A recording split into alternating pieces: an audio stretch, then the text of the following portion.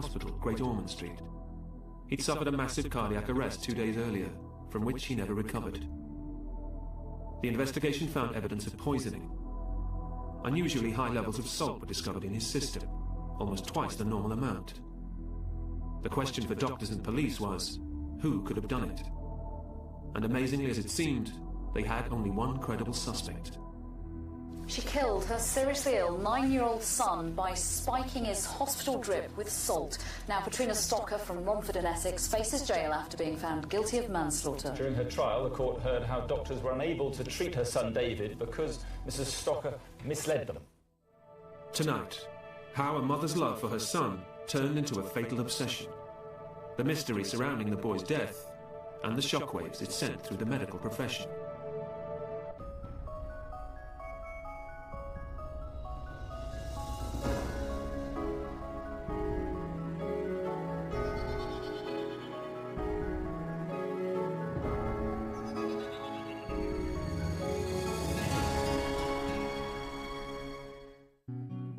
Petrina Smith was born in 1963. She grew up just outside London, in Romford, Essex. She was a very happy child. She was never any trouble at all as a child. She mixed sociably with everybody. No problem whatsoever. At 16, Petrina met Keith Stocker. At 19, she married him.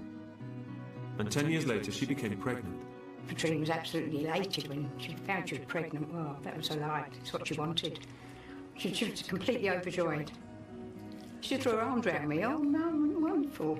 She was just so happy about it.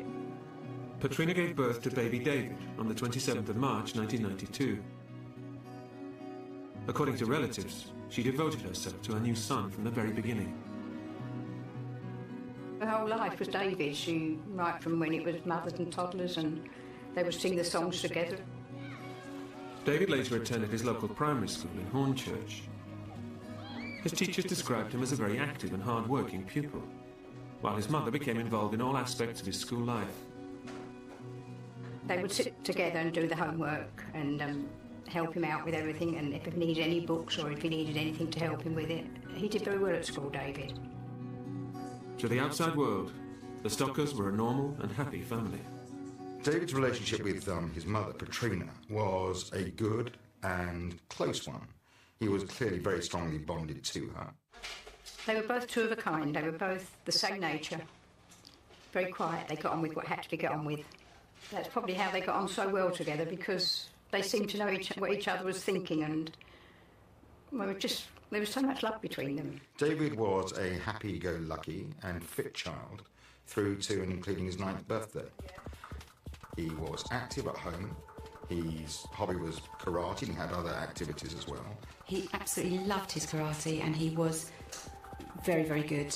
He did show right from the start a sort of a natural aptitude for karate. I really do feel that, given the chance, he would have come training probably 5 times a week. David Stocker had reached the age of 8 without any significant illnesses. He was happy, active, and had a good school attendance record. David was very healthy as a child. He was very fit. But in late November 2000, David apparently fell ill. His mother wrote to the school explaining that he was suffering from stomach pains and vomiting. David appeared to have a very ordinary bout of flu in around the Christmas time of the year 2000. Following on from that, he appeared to develop some abdominal cramping. First noticed a change in David around about January of 2001. And it really showed itself by David seemed quite tired and listless and was lacking his usual concentration. Normally, you only had to sort of tell him something once and he would pick it up. But I found I was having to tell him things 2, 3, 4 times. David's condition deteriorated. His school absences grew longer and more frequent, and he became less involved in his karate classes. David's father, Keith, did actually tell me at that stage that David was having a problem, that he wasn't very well. He had a tummy problem. In February 2001, David was due to take his karate grading qualification. His teacher and parents decided he was too unwell to take part, but David himself was very determined. David actually decided himself that he wanted to do the grading, and he turned up on the day, and to be honest, I wasn't expecting him to perform particularly well because he had been very obviously unwell. and he actually put in an absolutely blinding performance at his grading. And I think in the years I've been teaching, if we've given out 15 distinctions, that's a lot, and he actually got a distinction on that day. Despite achieving that accolade, David was frail, and just 5 days later, his condition suddenly deteriorated. David was brought into extended emergency in Old Church Hospital on 23rd of February 2001. His symptoms were abdominal pain, and at that stage the diagnosis was constipation. David was later discharged, but when his condition failed to improve, his mother Petrina took him to the hospital again. He had 3 visits to A&E, and it was the 3rd visit on 1st of March 2001 that he was admitted under surgical team in children's ward in Old Church Hospital. The doctors who examined him there realised his condition was more serious than they first thought. Acute appendicitis was diagnosed, and David underwent emergency surgery. But still, his health problems persisted. On 3rd of March, he had his appendix removed. His post-operative recovery was not what we had expected. It was prolonged. He still complained of abdominal pain, vomiting, and the clinicians on the ward rounds found him very pale, lethargic. When we went in to see David, it was after his operation. To be honest with you, he was absolutely listless. He had no life at all. He wasn't eating and wasn't sort of, as you'd expect a child that had sort of what I thought at the time was a minor operation, you'd expect him to be recovering. As well as being slow to recover, David was displaying another worrying symptom. At irregular intervals, his urine samples contained blood. His doctors were puzzled. There seemed to be no medical explanation. It was the 3rd week of David's illness from the start, and we were stagnating with no diagnosis, and it was appropriate for us to call for a second opinion, and that's why he was transferred to Great Ormond Street on 14th of March. London's Great Ormond Street is one of the world's most renowned children's hospitals. It was hoped that doctors here would find a cure for David after months of mystifying illness. But soon afterwards, David's condition worsened, and doctors began to think the unthinkable. Was his own mother, Petrina, to blame? The idea was that somehow the parent was getting some pleasure, some satisfaction out of doing this to the child. March 2001. David Stocker, an 8-year-old boy from Essex, has been suffering acute stomach pain. After being admitted to his local hospital, Old Church, doctors perform an operation to remove his appendix. But they're worried by 2 facts. His condition does not appear to be improving, and he's also producing unusual samples. They feel a second opinion is necessary, and have referred him to the Great Ormond Street Hospital for Children in London. David was referred to Great Ormond Street because his doctors at Old Church were concerned that he wasn't getting better. That's not unusual. That is the reason why a significant number of children are referred to us each year. David's parents, Petrina and Keith Stocker, went with him to the hospital. His mother was adamant that she would spend as much time as possible at his bedside. It'd be the same as any mum if her little boy is ill, and David was very ill. But Petrina was coping. She's that quiet, coping nature. She doesn't seem to get ruffled. Most parents will come with their child to Great Ormond Street Hospital if their child is admitted. Obviously, quite often the father's unable to stay during the whole admission, but it would be common, indeed normal practice, for a child's mother to be with their child throughout the admission. Petrina wanted all the time to simply be able to get to the bottom of what it was that was not leading to him making a full and appropriate recovery from what would appear to have been a relatively minor episode of flu. But, like the staff at Old Church, the Great Ormond Street team soon developed concerns about the irregularities in David's samples. One of them was that the urine sample contained obvious blood on one occasion, and then soon after didn't have blood in it. And that's quite unusual. Normally, if you've got a reason for bleeding from your kidney or your bladder, then there'll be blood in a number of different urine samples. There are many conditions where blood will be found in urine. They don't always necessarily conform to a standard. After his appendectomy a catheter was inserted into David. Using technical language, there was trauma, injury occasioned to his urethra.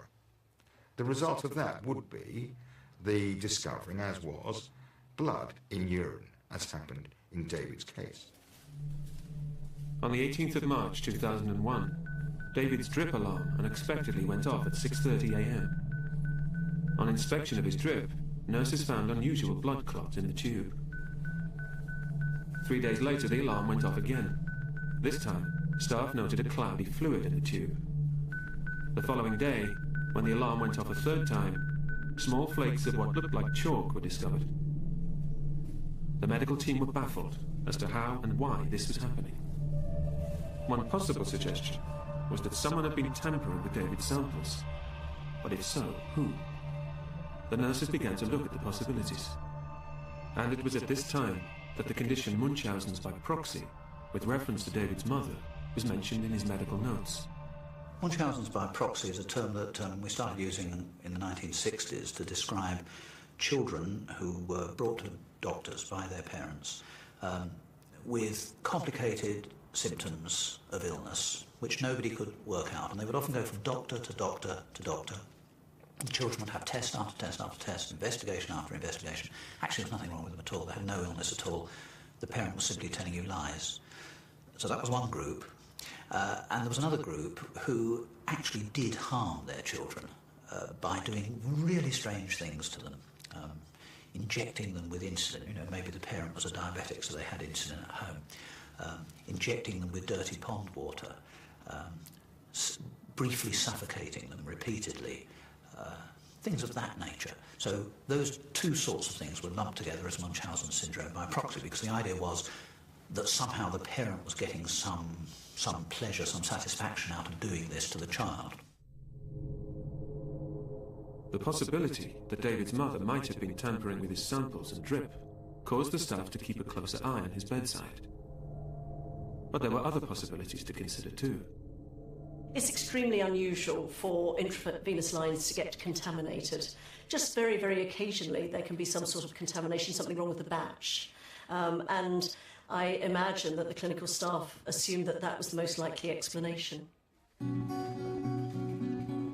Gradually, David's condition improved enough for him to be transferred back to his local hospital.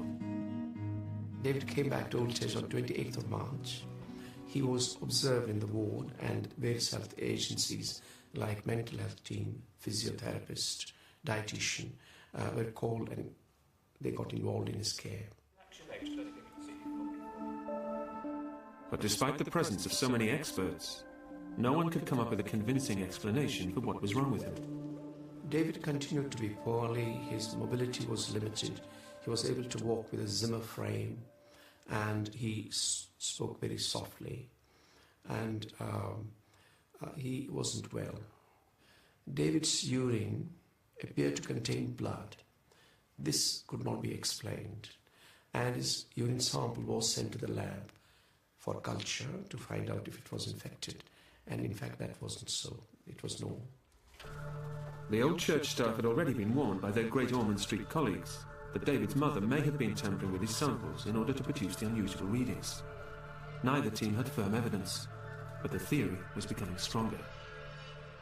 Gradually, the suspicions that arose in relation to Petrina Stocker began to ferment.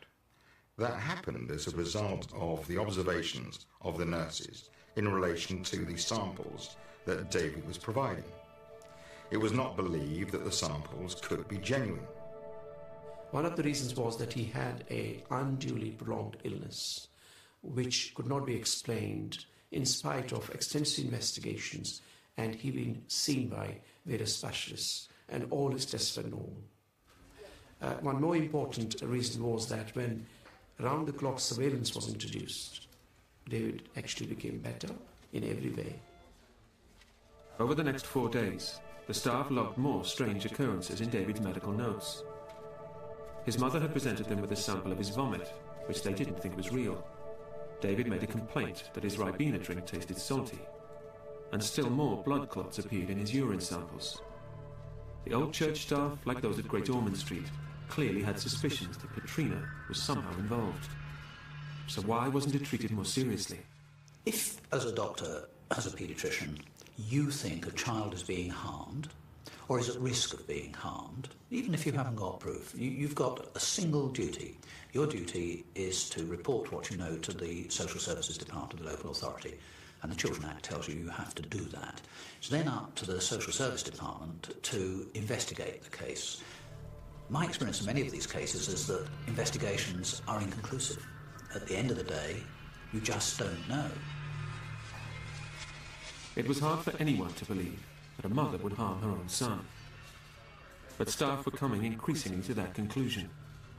And so, it seemed, was David's father, Keith. His father raised concerns about the source of blood in David's urine. He alleged that his wife was adding menstrual blood to his urine. But why? According to Keith Stocker, his wife may have tampered with the urine samples to make it look like there was something wrong with them. He later, it should be emphasised, withdrew that allegation upon seeing his son provide a sample of urine that had to have blood in it through a normal course rather than through any contamination. But the damage was done. The fact that Katrina's own husband had made such serious allegations against her was seen by many to be highly significant. Presumably, Mr. Stocker made the suggestion about his wife that she may have been contaminating these samples through the same desperation and frustration that she felt that they were simply unable to get to the bottom of the illness, which of course was something they felt largely in common with the doctors who were looking after him. After a meeting on the 5th of April, medical staff decided that David should receive one-on-one surveillance. Under a strict and watchful eye, his condition again improved. David was allowed home on 9th of April. The consultant paediatrician who made the decision examined David that afternoon and found him happy, cheerful and clinically fit to go home. Oh, it was lovely to have him home. He seemed to get on well when he was home. One time when he was home, he was getting on quite well. He'd had his birthday and he wanted to spend his birthday money. So Mum and Dad took him out and bought him, I think, a Walkman and what he wanted. I think he wanted a camera. He's very interested in photography. They also bought him a hamster, and he got on very well at home. David actually came to see us when he came out of hospital, and he was unfortunately in a wheelchair at that stage. David was really pleased to be there. He really obviously enjoyed the trip. I could tell that he did. We play a game which we call dodgeball, where we throw the ball at the children and they have to duck out of the way, and if they get hit, they have to go and sit out. And we managed to include David in that. But this happy time didn't last for long. After a rapid worsening of his condition in June 2001, David was readmitted to Old Church Hospital. He continued to have some concerns with weight loss, feeling very weak, not being able to move, and becoming wheelchair-bound, and also complaining of nausea, vomiting, and pain abdomen.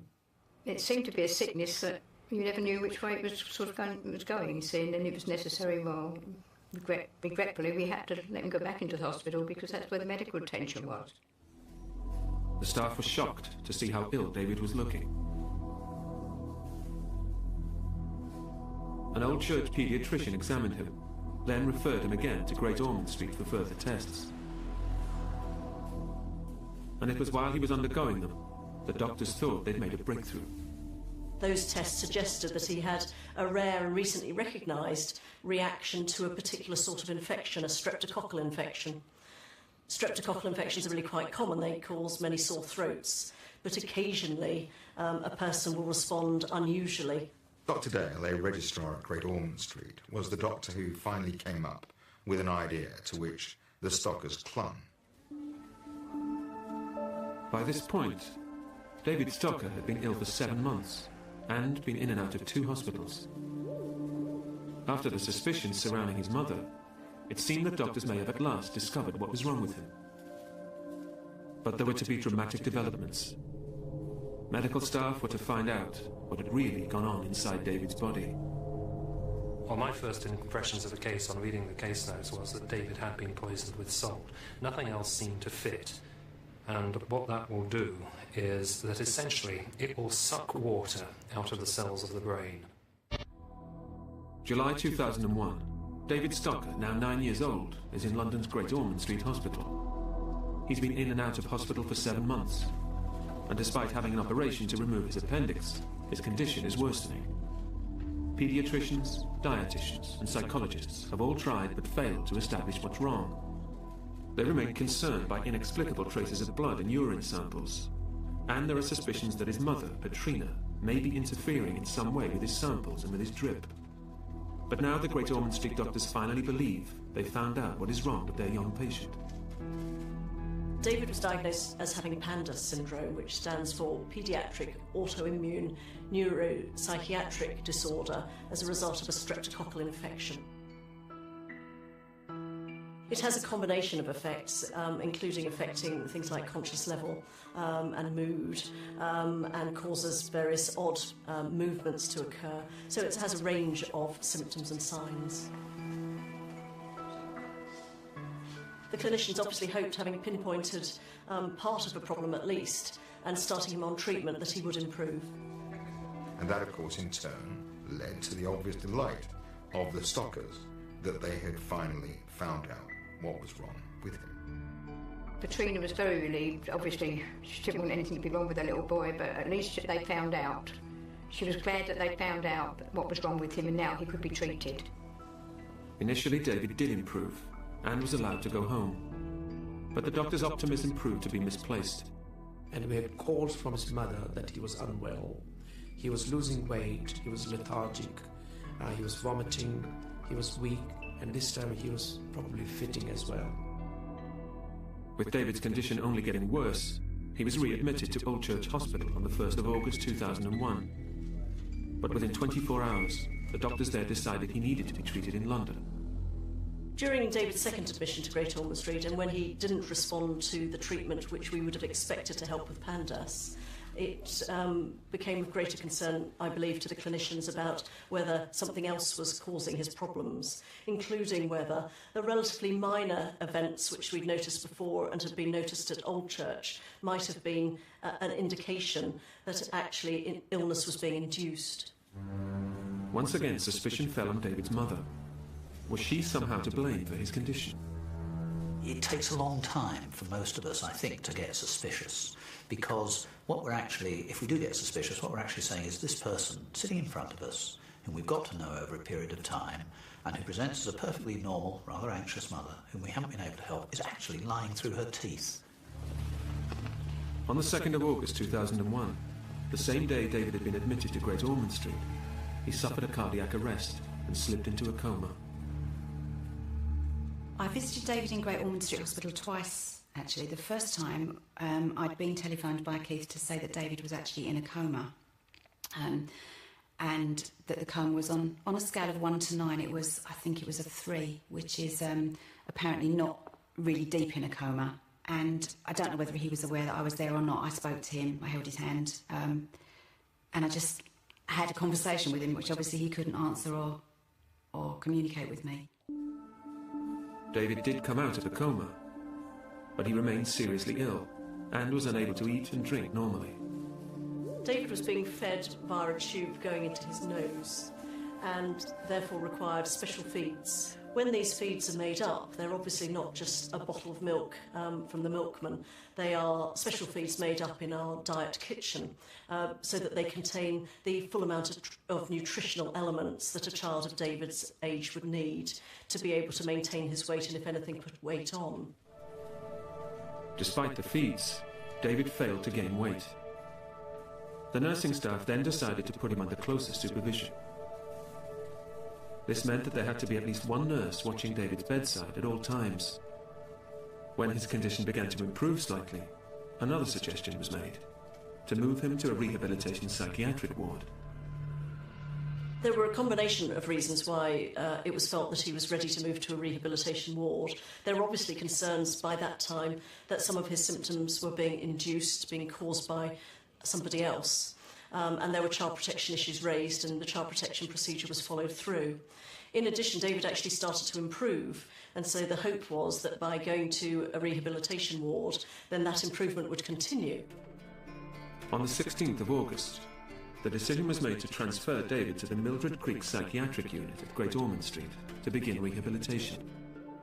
The move was scheduled to take place 4 days later, on August the 20th. Mr. and Mrs. Stocker were obviously told of the plan to move David from the ward that he was on to a different ward, and they would have been told why that was felt necessary. But on August the 18th, 2 days before the planned move, David's condition worsened. Both his mother and father were at his bedside. I had a phone call from Katrina in the early hours of the morning. I think she was trying not to panic me, but trying to tell me to get to the hospital as quickly as we could, because David was very ill. An examination by hospital staff revealed that David was severely dehydrated. Then, as they made efforts to treat him, he had a seizure. Further tests were carried out. These showed that the salt levels in the boy's body were extremely high. Normal blood contains around 140 millimoles of salt per litre, but in David's case the reading was 218 millimoles. Doctors were growing increasingly alarmed about his condition, and the efforts to treat him were becoming more frantic. As he began to lose consciousness, there was a desperate attempt at resuscitation, but he slipped into a second, deeper coma. Well, when we got there, we realised how serious things were, and well, with Keith and Katrina there, we just threw our arms around them and tried to comfort them. They were so upset. The next day, doctors faced two tasks: to reduce the excessive salt levels in David's blood and find out what had caused them. We obviously looked at David's feeds after he collapsed, because a feed was going in at the time he did collapse. And when the feed was looked at, there were visible crystals which were thought to be salt in the feed. Could these crystals finally explain the high levels of salt in David's blood? There is no medical reason for additional salt to be added to the feeds. The feeds are complete and no added salt is required for them. Therefore, finding salt crystals in the feeds means that salt must have been added to the feeds by somebody. Detectives at Hendon Police in North London were called in to investigate. Meanwhile, David's condition became critical. I got into the hospital, and when I got there, David's grandmother, said to me that Keith and Katrina were actually in the office, and they were being told that they were going to switch the life support machine off. On the 20th of August 2001, David died. His parents were told that the official cause of death was irreversible brain damage as a result of excessive sodium intake. They were both completely devastated. We all were, and we were numb, absolutely numb, because David had been ill for so long, just going down the whole time, and it was absolutely awful. It was very, very surprising how quickly a little boy could go from even the situation where we'd seen him in the wheelchair to the situation that obviously we ended up at in such a short space of time. Yeah, it was very, very surprising. The news of David's deterioration at Great Ormond Street and subsequent death was utter shock to all the staff, including me. Keith and Katrina at that stage were just distraught. They were very, very, very distressed, in a state, obviously, of shock.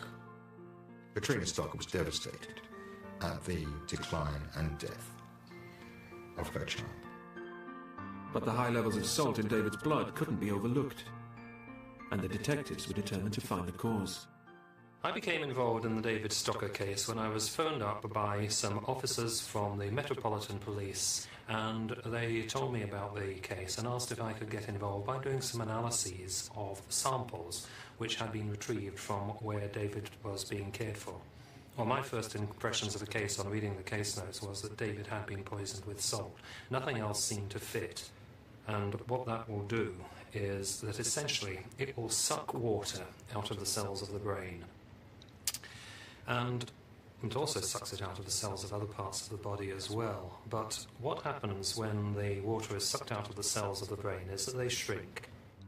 The question was, how had excessive amounts of salt got into the milk feeds that were being given to David Stocker?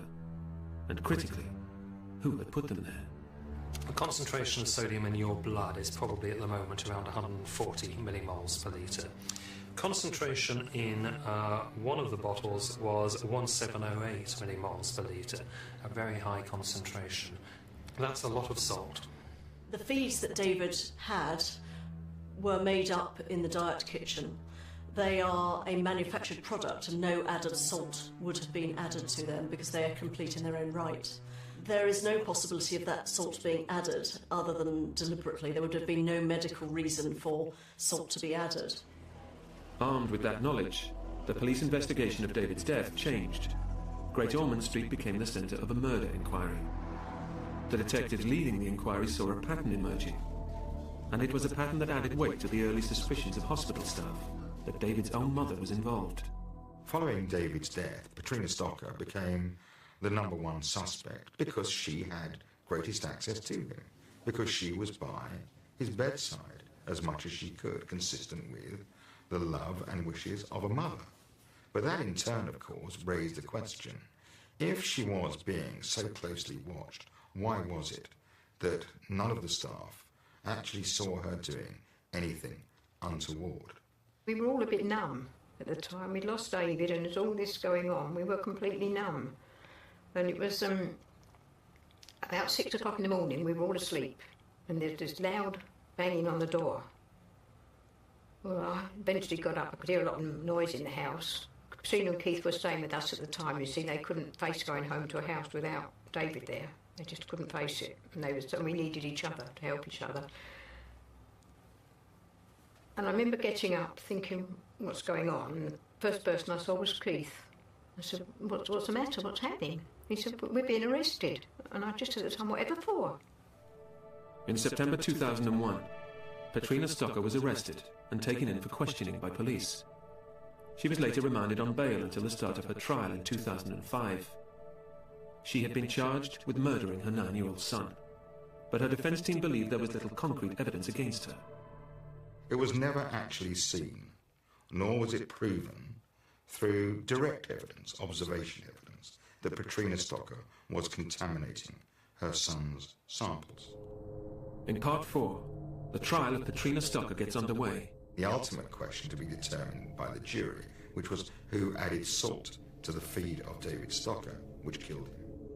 And David's death raises serious questions within the medical world. This child had been looked after by different doctors in different hospitals over a longish period of time, and yet this poor child wasn't protected. August 2001. David Stocker, a 9-year-old from Essex, has died in London's Great Ormond Street Hospital. This followed a mysterious illness that had seen him in and out of 2 hospitals for 8 months. But his death is highly suspicious. After the discovery that he's been poisoned with salt, mixed into his hospital drip feeds, police are called in to investigate. Following a month of inquiries, they arrest David's mother, Petrina, and charge her with his murder. At the same time, serious questions regarding hospital policy are being raised. This child had been looked after by different doctors in different hospitals over a longish period of time, and they had had their suspicions. They had reported those suspicions, as they have to social service departments, and yet this poor child wasn't protected. It takes 3.5 years for the case to finally come to trial. The enormity of the investigation means police have to conduct interviews with 165 witnesses, and the different legal teams identify nearly 70 experts who can offer their own medical opinion. Eventually, the prosecution decide to pursue a charge of manslaughter rather than murder. I don't believe that the Crown ever set out to prove that Petrina Stocker, during the months that he was ill and in both hospitals, was actually making her son physically ill. The suggestion that was being made was simply that she was interfering with his samples. The effect of that, of course, would be to hinder his recovery, which is somewhat different to making him ill. On the 26th of November 2004, Petrina Stocker appeared at the Old Bailey charged with David's manslaughter. She pleaded not guilty, and her defence team insisted she was innocent. A relatively large number of agencies were actually involved in the supervision of the Stockers. There was the nurses and the doctors and the police and the social services. They were all monitoring what was actually going on at the bedside of David Stocker. Well, under such close scrutiny, how could it be that if Mrs. Stocker was contaminating these samples, that simply was never noted? During David's first admission to Great Ormond Street, there were concerns about the intravenous drip and also the pattern of blood in the urine. But at that time, it was thought to be the sort of thing that does sometimes happen, and no great weight was put on that. One of the things you have to remember is that When a child has complex, difficult to explain symptoms and they're sent to a hospital which specialises in rare disease, one of the tasks of that hospital is to investigate for every possible incredibly rare disease, and that's often a very time-consuming process. So one can understand that one of the criteria was to say, well, let's be sure we're not doing this family an injustice and that there isn't some very strange disease going on here, and one can understand that happening. The defence always maintained that there was no hard evidence that she had contaminated any sample, interfered with any drip, nor had she been seen directly to do so. If it was being suggested that she was adding blood, for instance, to urine samples provided David, how was she doing it? When was it done? The basis for the prosecution's case was to start with the evidence and work backwards. The evidence was that David had been killed by a massive salt overdose. The next question was whether this had been a deliberate act, and if so, who had added the salt. We did a thorough investigation, obviously following David's collapse and tragic death. And as a result of that investigation, and working very closely with the police, we had no reason whatsoever to think that the salt could have been added by a staff member. In a nurse's locker, sometime later, was discovered a container of salt, about which little was done by the police in order to further their inquiry.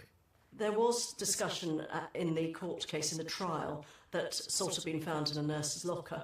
This wouldn't be necessarily that unusual because salt isn't terribly available on the ward, so if the nurse had wanted some with her meal break, then she might well have salt. By a process of elimination and a lack of other credible suspects, the Crown argued that only David's mother could have added the salt. But why? According to the prosecution, the decision to move David to the rehabilitation psychiatric ward, where supervision was tighter, had given Petrina the motive she needed. On a rehabilitation ward, it is not normal for parents to be around the child all the time. By secretly adding salt to David's feed, Petrina made sure he'd remain sick and have to be kept on a medical ward, where she could remain close to him. Petrina Stocker, we suggested at all times, wanted what was best for him. If there was a limitation upon visiting in the psychiatric ward, and his mother was not happy about that, it was simply because she believed that she would be directly responsible for his improvement, not his deterioration, and therefore she would want to be by his bedside as much as possible. The prosecution said such ambition was sinister. But if David was being watched the whole time, then the salt must have been added before it reached his bedside. At that time, just like other hospitals around the country, we did not have a lock on the fridge that the feeds were put into, and we weren't using tamper-proof tops for those bottles.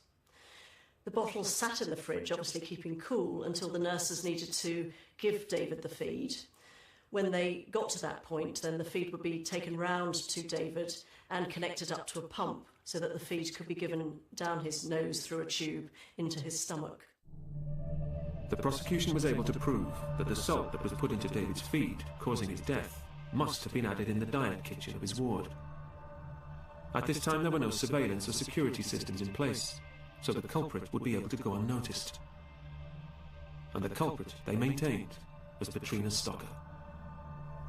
The jury was also told of a previous incident some years earlier, where Petrina had been suspected of tampering with her own urine sample by adding sugar to it. Petrina Stocker's defence was that she simply was not responsible for the death of her child. Namely, she didn't do the act that led to the child's death, which was the addition of sodium, salt, to the child's feed. The defence simply relied upon a lifelong and age-old assertion, which was that this was for the prosecution to prove by admissible evidence that she was responsible for the death of the child through the administration of salt. And the state of the evidence being what it was, the defence always contended the prosecution couldn't do that. But the jury were convinced. After hearing from 165 witnesses during the 3-month trial, they returned a guilty verdict. I couldn't understand how they could arrive at a guilty verdict. They obviously hadn't been listening to the defence. There was no evidence whatsoever against Petrina. When Petrina was convicted of killing David, I tried very hard, and I think I succeeded to keep an open mind and leave that to the courts. The guilty manslaughter verdict had been unanimous.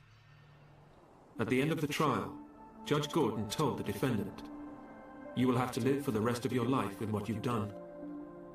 After 9 years with no suggestion of harm to David, there has to be some force, incomprehensible to me and most people, driving a mother to behave towards their own child as you did to David. It remains a mystery to the defence as to who it was that killed David Stocker. The fact that she was prosecuted for manslaughter and not murder means that the judicial system accepted that she probably didn't mean to kill David. David died as a result of what she did, and what she must be feeling now must be horrendous. Who would believe that a mother will harm her own child? It's completely unbelievable. Staff in the hospital have been deeply upset by David's death. We look after extremely seriously ill children, often who we can do little or nothing for. It's almost a greater tragedy to lose a child who was actually normal. The case of David Stocker sent repercussions throughout the medical community. Today, officials at Great Ormond Street Hospital have had to defend themselves from blame. Great Ormond Street Hospital says the basis of our work is the child first and always. The vast majority of parents love their sick children. They want to be with them and to help with their care. Working with parents in partnership is central to what we do. Unfortunately, though child abuse exists and fabricated or induced illness, FII, is a particularly complex form of abuse to identify. Great Ormond Street Hospital's internal review implemented 34 recommendations to improve security, staff training and the protection of children. And the observation of a child should also include anything that goes into that child, especially storage feeds. No one could see the pictures of David struggling to make a recovery in the hospital, chronically fatigued, largely unable to move his limbs. Nobody could look at that scene, whether they be defending or prosecuting the case, without being thoroughly moved. Equally, there was no more tragic a condition or position than Petrina Stocker being convicted and said to be guilty of killing her child. Petrina Stocker was sentenced to 5 years in jail for killing David. After the trial, 2 further examples emerged where Petrina Stocker was thought to have fabricated her own illness. As she maintained her innocence throughout, we may never know what caused her to take the life of her son. The whole karate group will never ever forget David, because what we did, we actually put together the David Stocker Memorial Award. The main one is Student of the Year, and it's on a big shield with David Stocker Memorial Student of the Year Award. And a different student gets it every year and their name gets put on the famous children's hospital, Great Ormond Street. He'd suffered a massive cardiac arrest 2 days earlier, from which he never recovered. The investigation found evidence of poisoning. Unusually high levels of salt were discovered in his system, almost twice the normal amount. The question for doctors and police was, who could have done it? And amazingly as it seemed, they had only one credible suspect. She killed her seriously ill 9-year-old son by spiking his hospital drip with salt. Now Petrina Stocker from Romford in Essex faces jail after being found guilty of manslaughter. During her trial, the court heard how doctors were unable to treat her son David because Mrs. Stocker misled them. Tonight, how a mother's love for her son turned into a fatal obsession. The mystery surrounding the boy's death and the shockwaves it sent through the medical profession.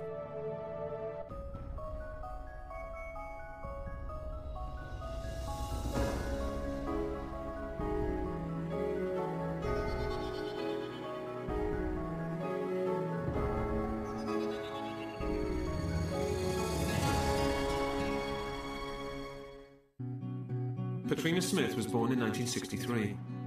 She grew up just outside London, in Romford, Essex. She was a very happy child. She was never any trouble at all as a child. She mixed sociably with everybody. She had no problem whatsoever. At 16, Petrina met Keith Stocker. At 19, she married him. And 10 years later, she became pregnant. Petrina was absolutely elated when she found she was pregnant. Well, that was her life. It's what she wanted. She was completely overjoyed. She threw her arms around me. Oh, no, wonderful. We're just so happy about it. Patrina gave birth to baby David on the 27th of March 1992. According to relatives, she devoted herself to her new son from the very beginning. Her whole life was David. Right from when it was mothers and toddlers, and they would sing the songs together. David later attended his local primary school in Hornchurch. His teachers described him as a very active and hard-working pupil, while his mother became involved in all aspects of his school life. They would sit together and do the homework and help him out with everything, and if he needed any books or if he needed anything to help him with it. He did very well at school, David. To the outside world, the Stockers were a normal and happy family. David's relationship with his mother, Patrina, was a good and close one. He was clearly very strongly bonded to her. They were both two of a kind. They were both the same nature. Very quiet. They got on with what had to be got on with. That's probably how they got on so well together, because they seemed to know what each other was thinking, and well, there was so much love between them. David was a happy-go-lucky and fit child through to and including his 9th birthday. He was active at home. His hobby was karate, and he had other activities as well. He absolutely loved his karate, and he was very, very good. He did show right from the start a sort of a natural aptitude for karate. I really do feel that, given the chance, he would have come training probably 5 times a week. David Stocker had reached the age of 8 without any significant illnesses. He was happy, active, and had a good school attendance record. David was very healthy as a child. He was very fit. But in late November 2000, David apparently fell ill. His mother wrote to the school explaining that he was suffering from stomach pains and vomiting. David appeared to have a very ordinary bout of flu in around the Christmas time of the year 2000. Following on from that, he appeared to develop some abdominal cramping. First noticed a change in David around about January of 2001, and it really showed itself by David seemed quite tired and listless and was lacking his usual concentration. Normally, you only had to sort of tell him something once and he would pick it up, but I found I was having to tell him things 2, 3, 4 times. David's condition deteriorated. His school absences grew longer and more frequent, and he became less involved in his karate classes. David's father, Keith, did actually tell me at that stage that David was having a problem, that he wasn't very well. He had a tummy problem. In February 2001, David was due to take his karate grading qualification. His teacher and parents decided he was too unwell to take part, but David himself was very determined. David actually decided himself that he wanted to do the grading, and he turned up on the day, and to be honest, I wasn't expecting him to perform particularly well because he had been very obviously unwell, and he actually put in an absolutely blinding performance at his grading. And I think in the years I've been teaching, if we've given out 15 distinctions, that's a lot, and he actually got a distinction on that day. Despite achieving that accolade, David was frail, and just 5 days later, his condition suddenly deteriorated. David was brought into extended emergency in Old Church Hospital on 23rd of February 2001. His symptoms were abdominal pain, and at that stage the diagnosis was constipation. David was later discharged, but when his condition failed to improve, his mother Patrina took him to the hospital again.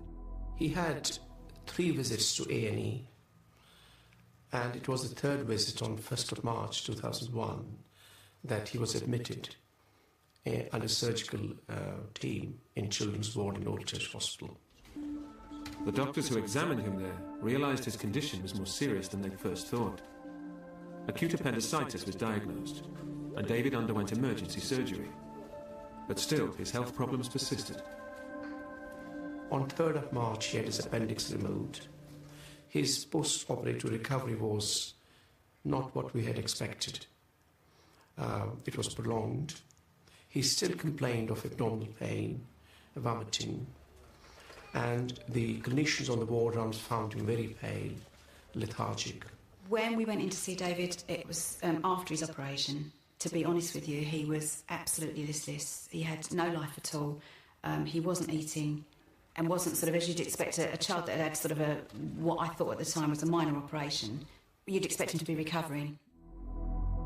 As well as being slow to recover, David was displaying another worrying symptom. At irregular intervals, his urine samples contained blood. His doctors were puzzled. There seemed to be no medical explanation. It was the third week of David's illness from the start, and we were stagnating with no diagnosis, and it was appropriate for us to call for a second opinion, and that's why he was transferred to Great Ormond Street on 14th of March. London's Great Ormond Street is one of the world's most renowned children's hospitals. It was hoped that doctors here would find a cure for David after months of mystifying illness. But soon afterwards, David's condition worsened, and doctors began to think the unthinkable. Was his own mother, Petrina, to blame? The idea was that somehow the parent was getting some pleasure, some satisfaction out of doing this to the child. March 2001. David Stocker, an 8-year-old boy from Essex, has been suffering acute stomach pain. After being admitted to his local hospital, Old Church, doctors perform an operation to remove his appendix. But they're worried by two facts. His condition does not appear to be improving, and he's also producing unusual samples. They feel a second opinion is necessary, and have referred him to the Great Ormond Street Hospital for Children in London. David was referred to Great Ormond Street because his doctors at Old Church were concerned that he wasn't getting better. That's not unusual. That is the reason why a significant number of children are referred to us each year. David's parents, Petrina and Keith Stocker, went with him to the hospital.